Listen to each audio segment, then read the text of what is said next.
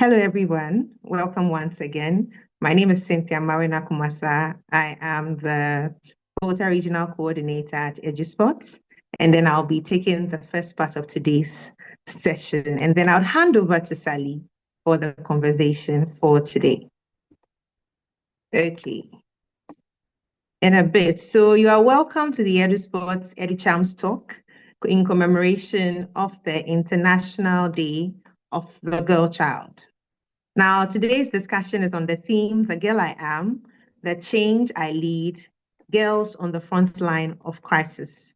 The Girl I Am, the Change I Lead, Girls on the Front Line of Crisis. So before we get into our guests who will be bringing wonderful insights to today's discussion, I want us to get to know a little about EduSpots, meet our guests, have the panel discussion, open the floor for questions and answers, take a few announcements, a vote of thanks, and then we will call the session to a close. Great. So who are EduSpots and what do we do? What we do is to ignite future-ready education through community leadership. When we say this, what do we mean? Now, there's a growing educational inequity in communities we call spots in rural Ghana. And in those communities, there are equally change makers who want to rise to the task and change the narrative of their communities. These change makers are local leaders such as teachers, youth, and parents. And in the EduSpots network, we call them catalysts. So how does this take place? We connect, train, and equip these catalysts who run co-curricular clubs in 4 thematic education areas. The first being EcoSTEM, which is practical STEM education with a touch of environmental sustainability. There's also EduKids, which focuses on foundational learning in general. There's Digilit, which is focusing on digital literacy.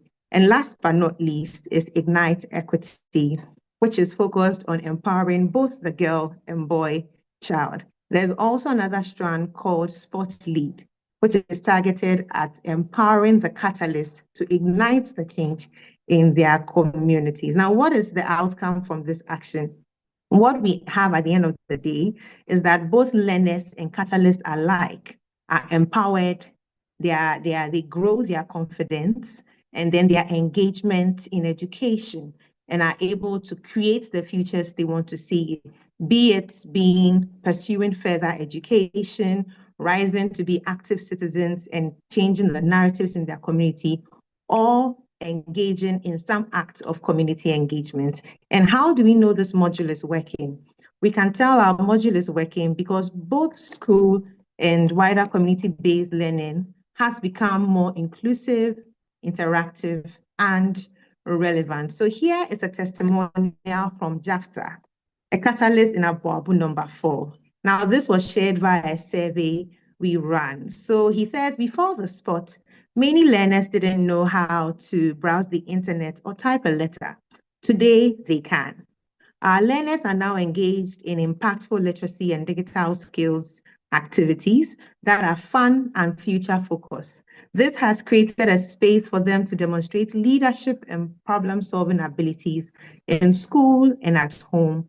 And the community is taking notice. So the community is seeing directly the change that is happening. And he's a catalyst supporting his spot with the Digilit strand. Here is a picture of our coverage in Ghana, covering 13 regions. And now, ladies and gentlemen, we will get to know the think tanks behind our conversation today. I would want to start with Madam Gifty Ghansah, who is the head teacher at African Science Academy. She joined African Science Academy with extensive experience as an educator, both in the UK and Ghanaian climate. Now, she believes in education that develops students academically, emotionally, and mentally to prepare them for the challenges and the opportunities they will go on to face. Madam Gifty, you are welcome.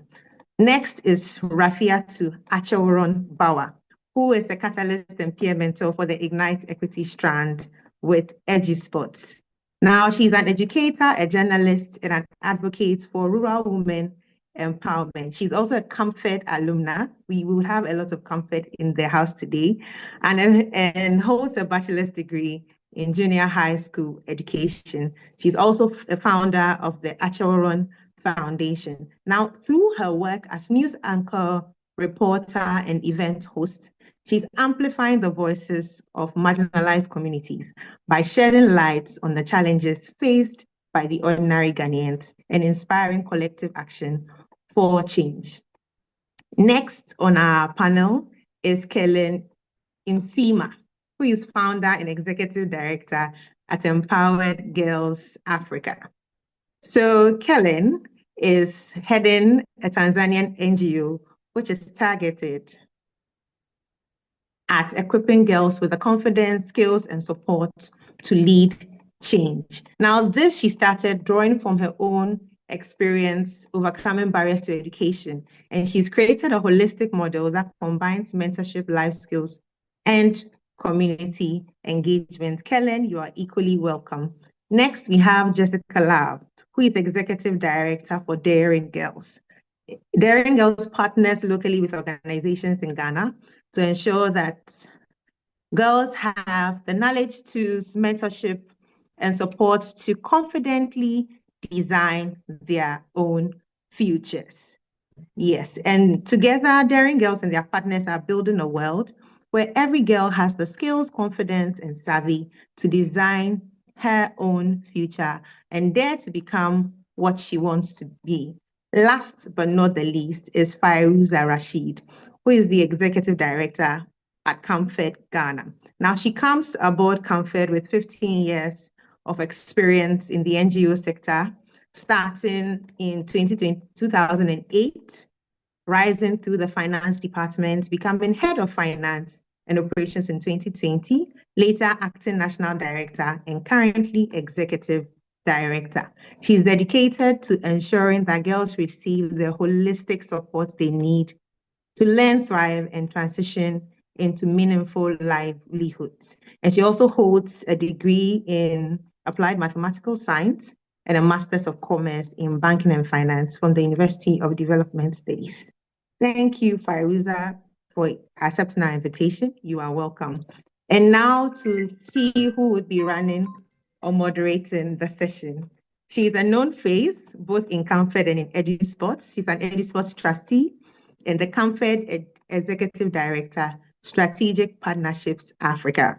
Sally Ofori-Yeboah is our host for today, and she has a wealth of experience in program and project management, capacity building, and civil society organization leadership. She has served as CAMFED Ghana's head of programs, as well as CAMFED Ghana's national director. And she holds a Commonwealth Executive Masters in Public Administration from KNUST, a bachelor's degree in geography from the University of Ghana, and a certificate in executive management and leadership. At this juncture, Sally, you're welcome. Our panelists, you're welcome. I will hand over to Sally and we'll continue with the panel discussions. Thank you very much, Cynthia. Thanks for welcoming all of us. But let me also say a warm welcome to everyone who's made it this evening, afternoon, depending on where you are in this world. It may be quite late. It may be late afternoon for some others as well. So a very warm welcome to everyone. So Cynthia, I think they've seen my face enough on your screen. So yeah, it would be good to sense check if the entire team is here. I noticed that some of us are not, some of the panel members are not in the call. So just want to double check if we have everyone around the table. Maybe we're using different names, but can you confirm that everyone is here? Yes, so Sally, information just reaching me is that Madam Ghansah is unwell and Jennifer Mensah will be representing her. You're most welcome, Jennifer. We're happy to have you. I can see Jessica. I can see Kellen as well. I can see Rafiatu.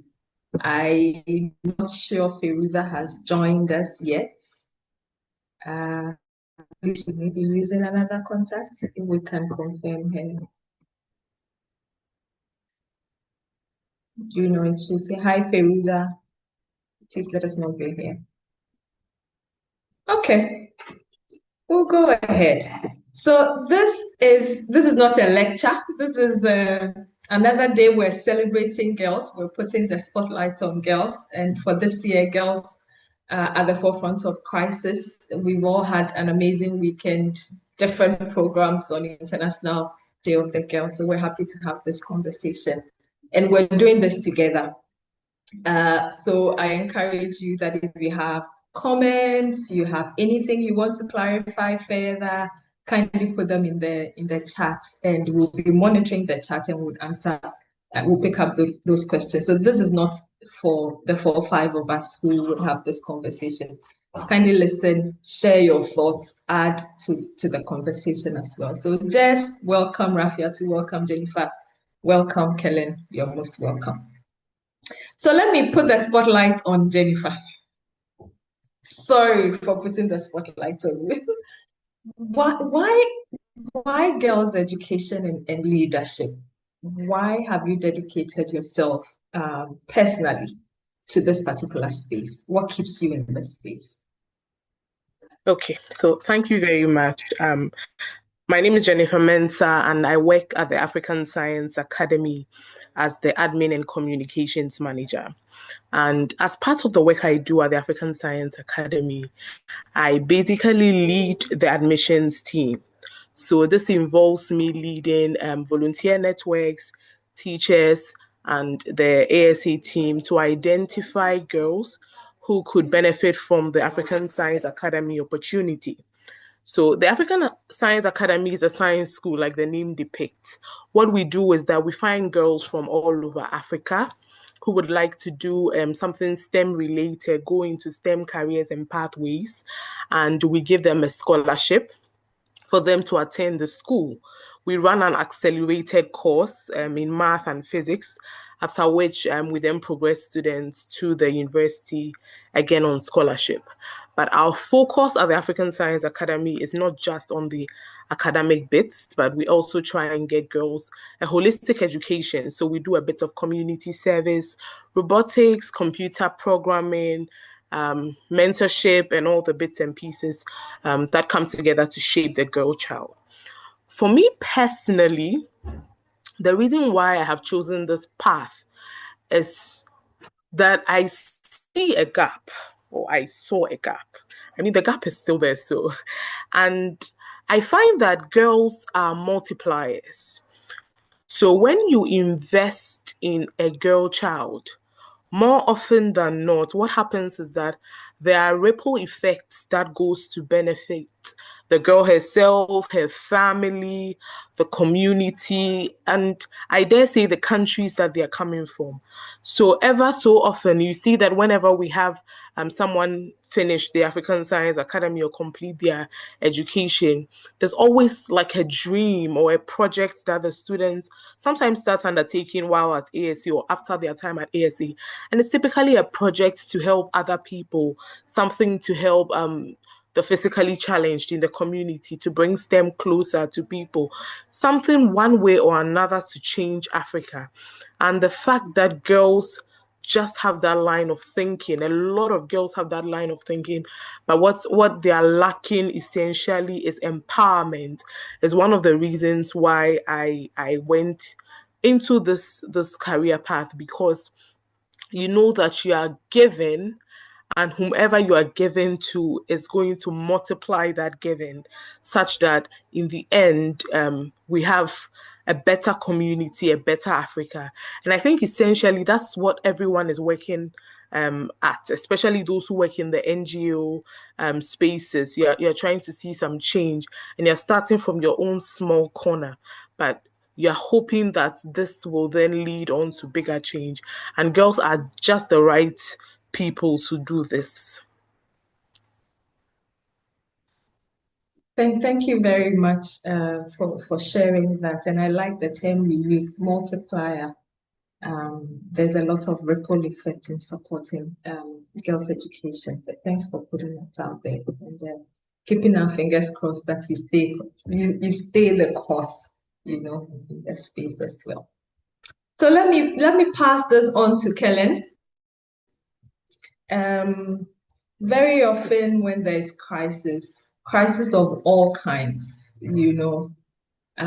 girls have to be at the forefront, or they sort of bear the brunt of whatever crisis that societies face. If these are conflicts, what happens. If it is hunger, the length at which they would walk to find food, to find firewood, to find water. If we lose a family member, we lose a parent, the girl has to suddenly become a caregiver.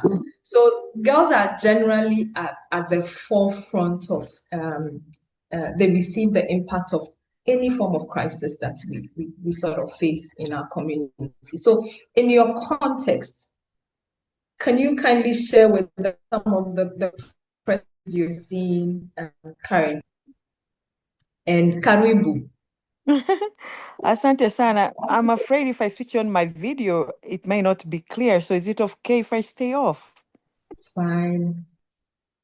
So Empowered Girls mainly works in rural communities in Tanzania, where girls are marginalized by culture traditions, which prevent them from living their full potential and achieving their dreams and bringing the change they want to see in their own communities. So where I work, mainly poverty, climate change, and even harmful cultural practices push girls out of classrooms. Um, Many face early marriage, poverty, period poverty and emotional distress. And when families are struggling, girls' education becomes negotiable. It's girls who will get out of school first.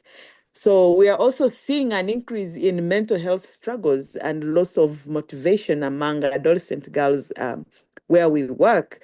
And these challenges are very urgent and they call for not just sympathy, but systems of consistent mentorship, safe spaces, and opportunities to rebuild hope among these girls. So these are some of the challenges I'm really seeing in the community where we're working. Thanks for sharing that. I like the twist with mental health issues, related to adolescent young women.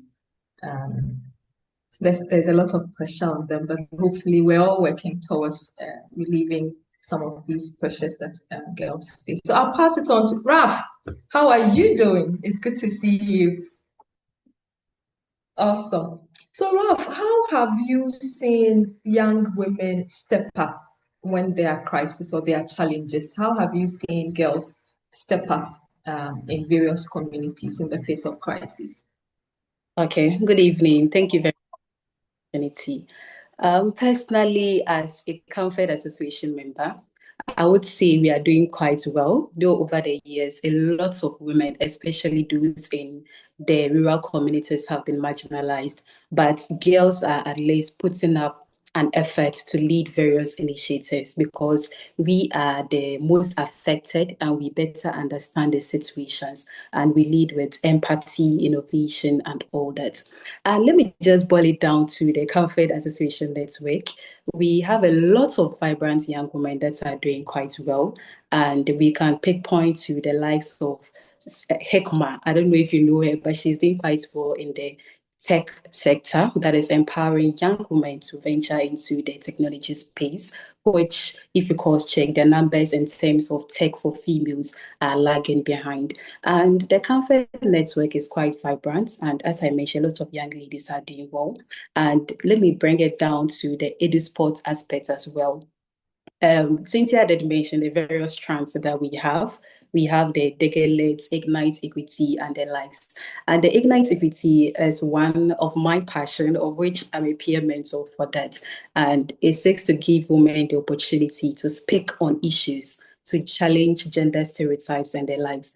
I started with PC community in the Upper West region, which is a rural community. And we identified that most of these young girls are usually very timid. They do not have the confidence or mentorship to stand up for themselves.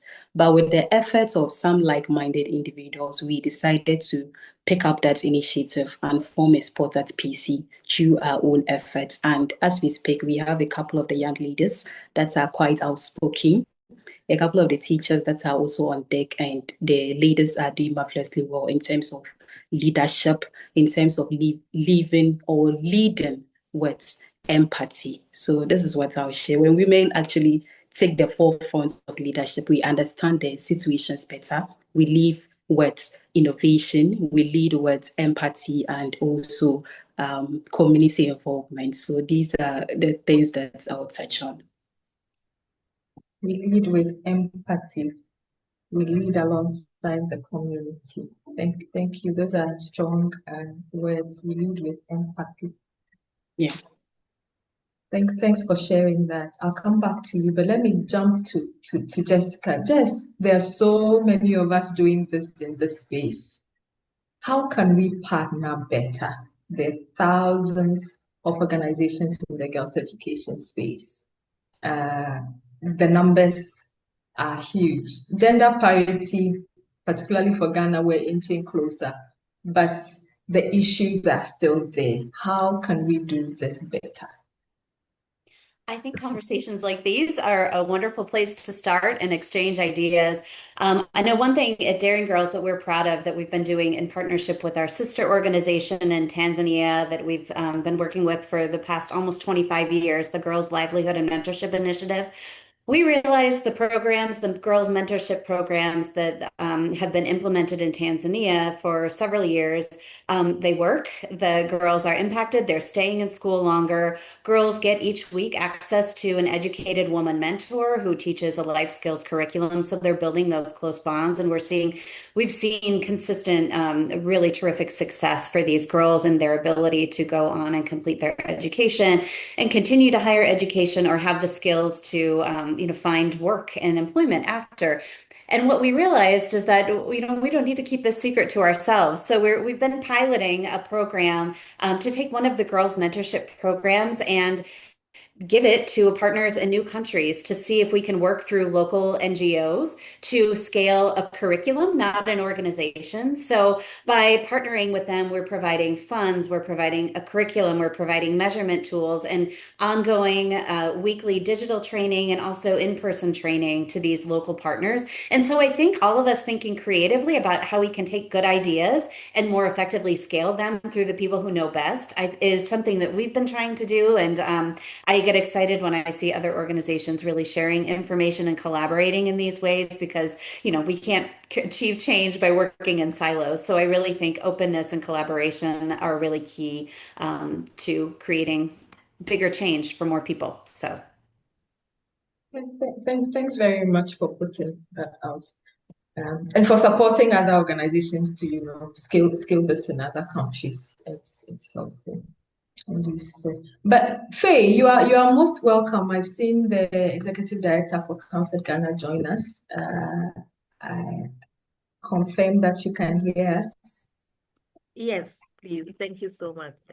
So, and you're most welcome. And I will jump on straight to you. Thanks for coming at the time that you came.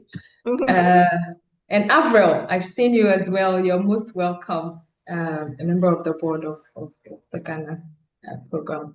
So Faye, have you come across some innovative approaches to supporting girls, some innovative initiatives that actually put girls at the center of programming? Are there some success stories that you can share? Of course, Sally, thank you. I would say that for whatever intervention, the person you are trying to support is the one that knows the issues better. They say he who wears the shoe feels where it pinches the more. And so they know exactly what it's feeling like and exactly what they are looking out for. So for every intervention, I think what has worked very well is trying to carve out solutions with the person who is in need and not suggestive solutions because you feel the person is in need. And so for girls' education, whatever we do, we need to put the girl at the center.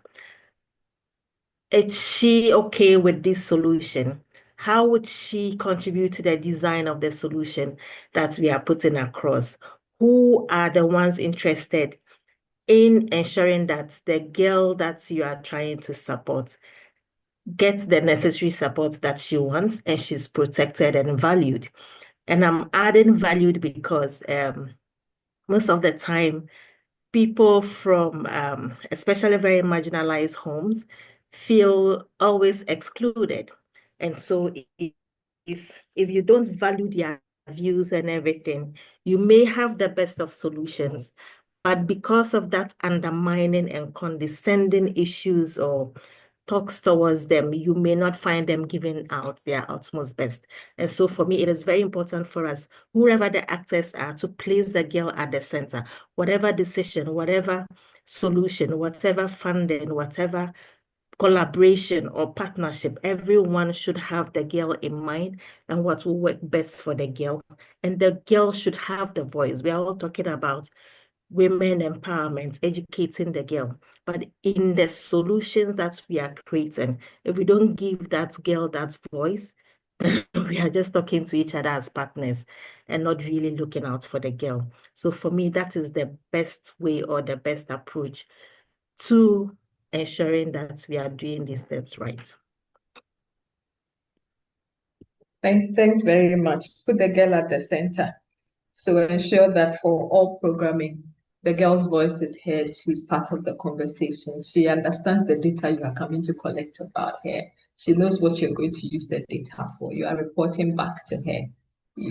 She's making input into your mail tools and all of that. So the girl at the center of all the stuff that we're doing to ensure that she's in the room, very present, but then she's also comfortable and sane and happy with what we're doing. Kellen, can I just check? Are there other innovative approaches you're seeing in TZ? Anything you would want us to learn from?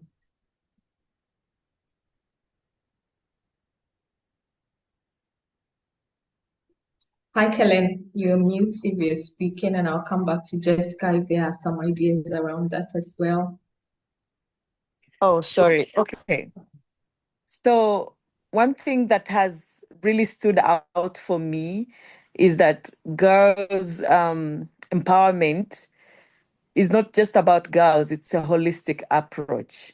It involves empowering the girl herself to unleash that potential that is within her, but also empowering the people who shape her future. And that is the teachers, that is the parents, and the people who support her, the men and even the boys. So for me, that has stood out for me and has made our work to be even more impactful by making it more holistic rather than just working on the girl herself, but also empowering her world. Thank you. Empowering her world. The example that comes to me is particularly around sexual reproductive health. When we're talking to girls about menstruation and all of that, but there are no boys in the room. But then we'll come back and talk to teen pregnancy issues, and it is still the girl, and sometimes the boys are left out. So empowering everyone that is involved. Thanks very much for sharing that with us. Jess, what are your thoughts on innovation around girls, supporting girls? Sure. I would echo, what Kellen said is really, being holistic about approaching the girl and the people around her. And our sister organization in Tanzania, which serves almost 10,000 girls, tries to do the same thing involving boys in conversations around gender-based violence and even career topics, just because it benefits them too. But they do some really clever activities for the girls where the girls really get to take center stage and show off what they've learned and lead in their communities. And a couple things come to mind. I think first, around health sessions, because you just spoke about menstruation and sexual reproductive health. These topics are taboo at home, at school, but when you have a mentor coming in an extracurricular environment, they're able to talk about some of these topics that girls might not otherwise have access to. And so one of the ways our partner Glammy in Tanzania approaches that is by asking girls what they want to know, not assuming that girls know certain things about their own bodies or health topics they might need to know about. So they always survey girls about health topics, and they've had questions from girls wanting to talk more about mental health, that's not something they've had access to. So requesting that kind of conversation. The girls also that are enrolled in one of the mentoring programs GLIME does participate in sort of a capstone project called the 2-Day Challenge Project. And here, girls who are in these mentorship programs work in small groups to identify a challenge in their own community. And then they come up with a solution to that challenge. And then they go into their community and they lead and implement that solution. So they're not only proving to themselves that they know how to spot a problem, come up with a solution to fix it that benefits everybody, but then they go do it, proving to themselves how capable they are, and also proving to communities around them the worth of an educated young woman who's empowered to create change. And so I think those are a couple ways that girls are leading in the mentorship programs that we're so proud to support. Thanks very much. Keep going. We're happy about that. We're happy to hear that. So keep going. So Jennifer, I'll come to you with a question I asked Rafiatu after Raf speaks. Raf, I'm this young girl in a rural community, in an underserved community. I desire to lead change. I want to support my community. Just advise me. What do I need to do? Okay.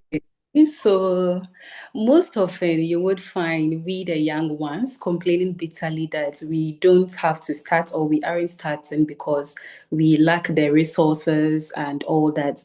But I always mention that you don't need to have all the riches or possess all the wealth in this world before you could make an impact. You can make an impact by starting right at where you are, using the resources you have. If it's mentorship you need to seek, do that. If it's guidance and counseling you need to seek, do that. The mentorship doesn't have to be, most often we think mentorship is just about somebody being older than you, mentoring you. No, it could be your peer mentor. It could be somebody of the same brackets that could direct you. And the mentorship as well don't have to be probably Auntie Sally, I want you to be my mentor. You are far in Accra, I'm in the Upper West region. But there are people in the Upper West region that I could move towards them, speak to them, and they are willing to mentor me. It could be within the school environment. Our teachers are mentors. They could mentor you in any field that you desire. So start right where you are, the resources you have, seek guidance, do not keep to yourself. And I believe that at the right time, you can become a better version of yourself. And also, you should be able to volunteer. Organizations are around. And speaking from the Upper West region, there are lots of organizations there. In Accra, there are lots of organizations. Just volunteer. However, these days, we the young ones, we are interested in the larger. We want a lot of money. So if the activity doesn't come with money, then it's better for us to sleep at home. But you have to start from somewhere. You don't know the social capital that it might bring for you. EduSpots is around, you could volunteer to be a part of it. We have CAMFED around, you could join the CAMA Association and also contribute your quota. Who knows? There are a lot of opportunities out there that you could leverage on just by volunteering. It's not only about money, but then the social capital also goes a long way to pave opportunities for you that will in turn bring money. So start right at where you are. That's right from where you are. Seek out a mentor. Don't chase money first. Volunteer, learn through volunteering. Thanks for sharing that. My 12-year-old self would come to you for counsel and to be mentored. Thanks very much. Jennifer, girls and STEM is another headache. How would you encourage or advise a girl from an underserved community who is really looking out for this, is nurturing this big aspiration, but then she feels very constrained by all the tough situations she's seen in her community? I will tell her that leadership doesn't start with a position or privilege. The first thing you need to have is purpose. You need to have something that you are very passionate about. Start small, start right where you are. Use your voice, your ideas, your network, however limited it feels. Thankfully, everyone is sort of on some social media platform these days, it's easy to get a lot of resources at your disposal. So start right where you are with the very limited resources that you have. And to buttress what Rafiatu said, look for role models and mentors. And I mean, if you can't find some in person, find them online. Find them online. Most importantly, believe your story, believe in yourself, and believe that your efforts matter, because truly they do.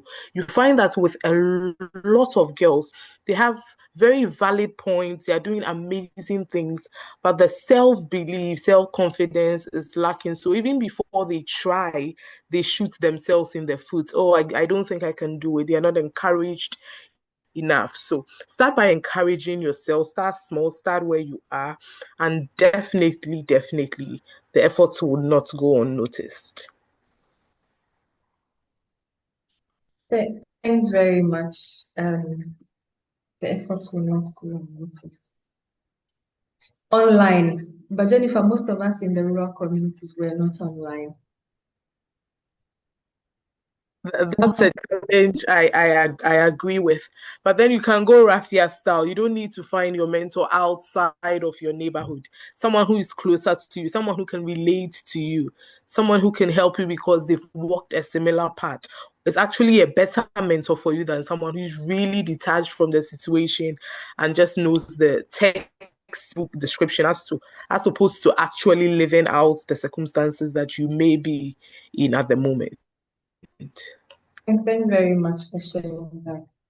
So we would, a gentle reminder that if you have questions, if you want to clarify anything, kindly put that in the chat. I see there's no question in the chat yet. We would wrap up with maybe a final question around the theme for the day.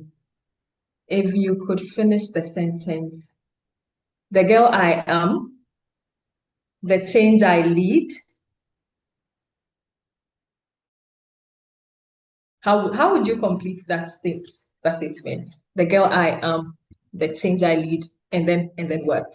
So maybe Jess, do you want to shoot first? Yes, Jessica. Sorry.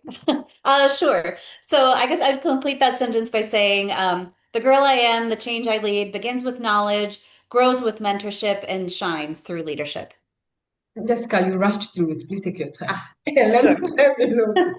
I'd say for me, it begins with knowledge, grows through mentorship, and shines through leadership. Beautiful. Thank you. Thank you very much. Kellen, how would you finish the sentence, that statement? The girl I am, the change I lead.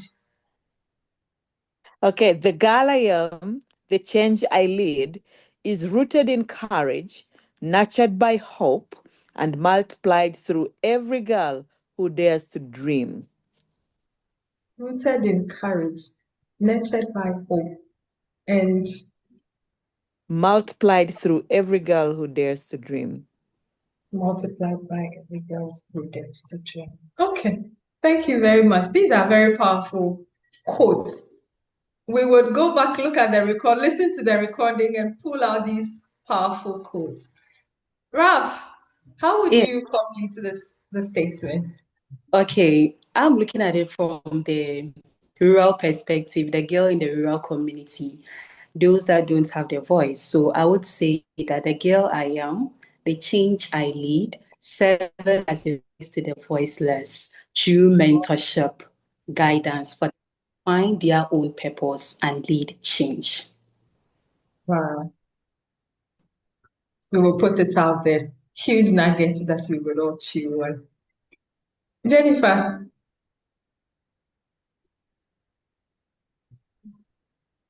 You're on mute, please. Oops, sorry. The girl I am, the change I lead, begins with courage, grows through education, and inspires others to dream beyond their limits. Inspires others to dream beyond their limits. Thank you. Thank you. Faye, I would come to you by reading a comment from the chat. William says, supporting and motivating girls is the best way to go. I've always supported girls' empowerment. However, what I've been wondering over the past years is, aren't we in our current approach putting girls at the center of everything to promoting girls' empowerment, repeating history, just as boys were once highly motivated some centuries ago? So the summary of your point is, okay, where are the boys? Why not boys? Why girls? We will come to that. I'm sure our panelists will want to give it a go. So Faye, how would you wrap up that statement? How would you complete your statement? And then we would all give this a go. So the girl I am, the change I leave.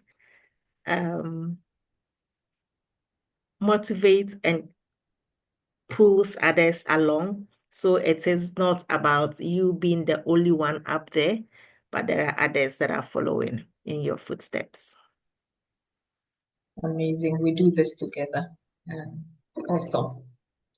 So William says, where are the boys? Are we not repeating history by just focusing on the girl, putting the girl at the center? In a few years to come, we will come back and say, where are the boys? We do not have motivated boys. What are your initial reactions to this comment? Raf, your mic is off, so I'll shoot at you first. Okay, so that's a very important point he raised. And if you cross-check, most of the organizations, our focus are usually on the girl child. Why? Because over the years, we have been marginalized. A lot of young ladies are still lagging behind, and we're trying to bring them up. However, in the course of doing that, I believe we should be very much cautious. We should bring the boy child along. And if you look at the EduSpots approach, we don't just focus on the girl child, in as much as we understand the needs of the girl child, but we try to bring the boy child along. In all our challenges, they are also part. In designing our models, they are also part. Because if we educate the girl child, if we put them into relevant places and the boys are lagging behind, it becomes another issue. We have to go back and start again. But when we bring all of them at the same pace, then we can have the equity that we are looking for. And just to pick points, the current result, statistical result for the Free Senior High School indicates that these days, or currently, more girls are enrolled in school more than boys, which I believe we have to pay a critical attention to it. If not, the fight we are fighting, we will go back to zero because the boys cannot be lagging behind. We have to be on equal page to be able to win this battle. It is not just us alone as females, we need the other gender to be a part of it. So my advice would be that all organizations, everybody should make sure to bring the male child along. We shouldn't just focus our attention only on the female child. If not, we ourselves are going to feel the brunt of it in the future. Thank you. Thank you very much. Faye, do you want to comment on where are the boys? Why not boys too? Very interesting. And absolutely, we cannot leave the male or the boys behind. But what I just want to point out is that whatever barriers we are trying to dismantle, they are real and they exist. And we need to ensure that we are really talking about the equity. Equity is about ensuring that everyone is put on the same platform. If the girls are behind, how do we bring them to the fore, And then when we bring them to the fore, we are not just concentrating about the girls in terms of the support, the mentorship that's given to only the girls. If you enter a classroom where there are boys and girls, you don't drive the boys away. You mentor the whole classroom where the boys are also seated. But you need to ensure that, say, for example, the girls are in the classroom in the first place. They are motivated enough to come to school when they're in their in their period in the month, so that they don't stay at home. They are not the child brides, they are brought to the classroom, they are given the attention, and then whatever it is afterwards, everything is given to both boys and girls in the classroom, in the society. Because without the men, without the boys, if they don't understand how it is like to support the girl, then we would not be achieving what we want to achieve. They need to champion these things that we are talking about. And so whatever conversation in the classroom, at home, in the communities, they need to be the champions so that we would have a very good society at the end of the day. Yeah, thank you very much. Yes, Kellen, please go ahead. For us at Empowered Girls, we started just working by the girls, and then we realized that gender justice won't be complete without male inclusion. So we started Enlightened Boys Clubs, where the boys were being taught how to be advocates for gender justice, how to have positive masculinity, and mutual teamwork with the girls to work and to have goals and visions for their lives and how to become better leaders. And at the end of the day, this empowerment of the boys, it brought even more impact for the girls. Like, we would see more positive change in the girls. And so I think that gender justice cannot be complete with male inclusion. We need the boys and we need the men. Gender justice. Thank you very much. Jess, do you have any reactions? Yes. Yeah, I just want to share a really cool example from one of our partners that I think just kind of proves the point that there are, I guess first I would say in terms of the girls, I think for girls and boys, there are very specific needs sometimes where you can't involve everybody all the time, but you can find ways, I think, as all of the partners on the call today have found, to involve at the right time. And I wanted to share one just really cool example that stood out for me through one of our partner in Kenya, a principal at a school where the girls' mentorship program is being implemented. Our local partner often hands out packs of sanitary pads to girls. But the vice principal at this school is a woman. And at the last time I was visiting, they were handing out sanitary pads. She invited all of the boys to come forward and give their sisters the packs of sanitary pads. And I thought that was just such a small, beautiful way to include boys in a conversation about menstruation that might otherwise be taboo, but they're giving their sisters these sanitary pads that will give them the ability to continue coming to school when they're on their periods. And that is just one kind of small way I think we can all think in large and small ways about involving other genders in conversations about both sides. So thanks very much. That's a powerful way of delivering it as well. Jennifer, do you have any reactions? Do you want to speak to it as well? Yes, I do. For us at the African Science Academy, it's a bit less straightforward, especially because STEM particularly is a field where you have a lot of male domination as opposed to female representation. So I like to think about it as not excluding boys, but rather addressing an imbalance. Okay, so instead of thinking about it as, oh, ASA doesn't take in any boys, it's more about a gap that needs to be addressed. And that needs like a tailored program to help address this. And so what we are doing is not leaving boys behind, but we are lifting up the entire community, because already we have a good representation of males in the STEM field. And when we refer back to my earlier conversation about girls being multipliers and the ripple effects, there's lots of research that shows that when you educate a girl, there's a lot of beneficiaries from that education.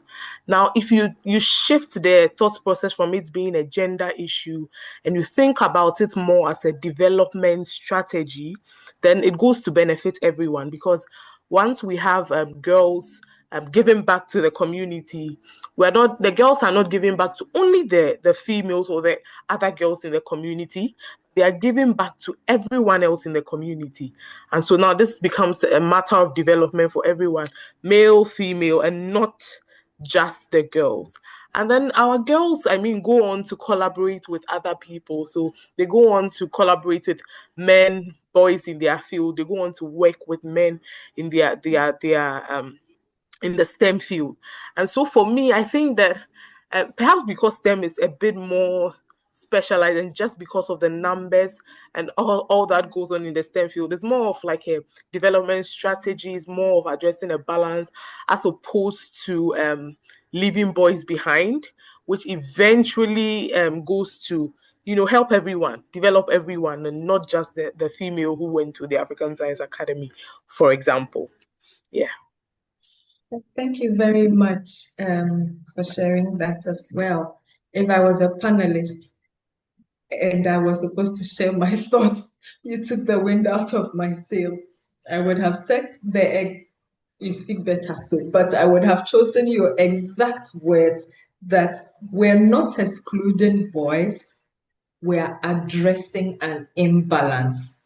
We are addressing an imbalance. If you walk into any public school right now and you just go to their washroom, just by the way the washroom is set up, it is not set up to accommodate a girl in school. So if the conversation in the classroom is about how do we program to support girls, how do we put a girl at the center, it just means how does the contractor ensure that this urinary that they have put here is able to keep a girl in school? The girl in the 5 days that she's, has her menses can come to school on the 5 days and feel comfortable. It is not a washroom where it is cement, you go, you just pee and then you walk out. That does not work for her. So the conversation, for me, the conversations around girls' education is not about excluding boys at all. And sometimes when we focus on the numbers to say we have achieved gender parity, we will shift our eye off the ball. The social norms remain. Thousands of girls, so all the social norms remain. We're still talking about early marriage, child, teen pregnancy, all the issues are still there. So we're not there yet. Beyond the gender parity, go to the next level. Walk into any boardroom right now and see just one woman in the room. And then we are like, tokenism. There's a woman represented. We are not there yet. When we get there, the whole world, the globe will get the value of, supporting girls. Anyway, this is not a gender conversation. This is not girls. So the next question here is, forgive me, I'm very passionate about, what about boys? It is not about exclusion at all. Every NGO, everyone that is supporting in the girls' education space is doing this for both genders, but there are some specifics that they are targeting girls on. So it would be useful for us to, let's all continue to push girls into school. It would help. It's a development, whatever priority would help us. We often mention girls seeking mentorship. How about a girl who isn't sure of what they want to do, but just have the feeling they can be more and want to be more, pick, recruit the ideal mentor in their local community? How should they go about recruiting or seeking a mentor? Okay, Rafia, just a quick one. We have a few minutes. So how would you advise a 12-year-old girl who doesn't know that she needs a mentor? How would you support her to pick a mentor? What advice would you give to her? Okay, so firstly, I'll talk about self-discovery. You would have to sit down and identify who you are and what you want. If you don't understand yourself, if you don't know what you want, then we aren't making any headway. But if you're able to sit down, self-introspect, and get all those answers, then you look at your community or your society. Who do I feel I want to be like? Wanting to be like them doesn't mean that you want to walk like them, talk like them. No. But the strength and the resilience they are having and being able to propel the force they want to become in future is what you're looking at. If it's a teacher you so much admire, then you walk to the person and speak to the person, and the person can take you through the grooming process. So it all starts with you. what you want, and identifying the right targets, the right individuals in that particular field that you admire to mentor you. Thank you very much for sharing that with that 12-year-old girl. Kellen, what does a gender equity world look like for you? Assuming we got there today, what would that look like, briefly? For me, I think gender equity is having both girls and boys, men and women receiving equal opportunities and bringing the desired growth and development, all of them together. Bringing all of them, both gender together. Thank you. Jess, do you want to, what does that look like for you? I think for me, it looks like we don't have to talk about it anymore. We stop talking about it because we see it happening, and we see, faces represented in politics, in companies, and in other leadership positions so much that we don't need to have these conversations or even talk about it anymore. That's success to me. Thank you. I'll take the last comment from Rose. I really admire what Daring Girls and Glammy is doing in TZ, bringing mentorship to girls to support them understand themselves better, discover their potential, lead with confidence.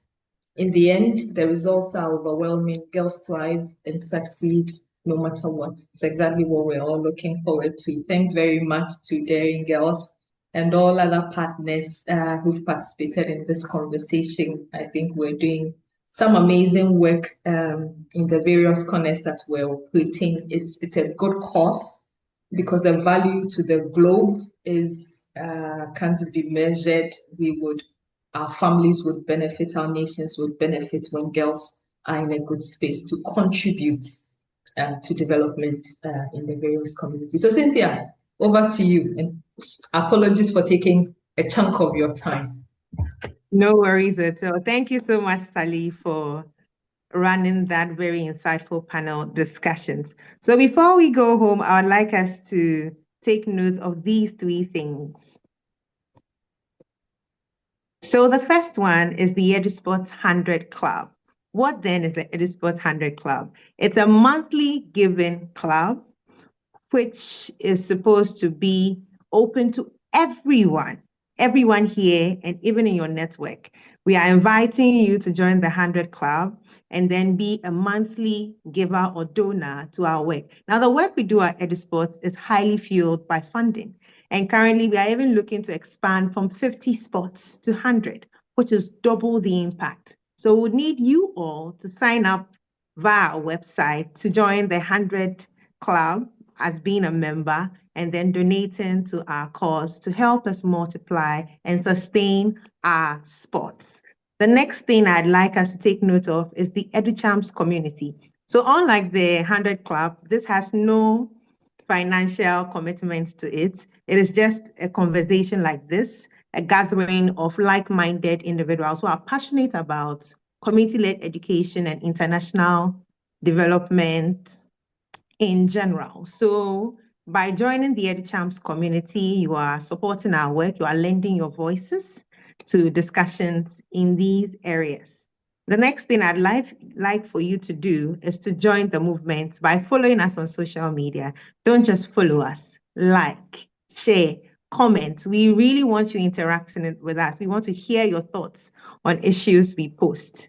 And before we close, I would like to say a big thank you to Kellen, Fairuza, Rafiatu, Jessica, and Jennifer for lending your presence, your thoughts, your insights to the and contributions actually to the discussions for today. If there's anything, we are all going home understanding how we can impact our communities as women, how to mentor young girls, and how through innovation, girls can be at the front line of change in their community. So thank you so much for gracing our conversation today. And at this juncture, I would say thank you all for joining the session. It's been exactly and are. And at this juncture, I'll let you have the rest of your day. Have a wonderful rest of day and good evening. Goodbye. Bye.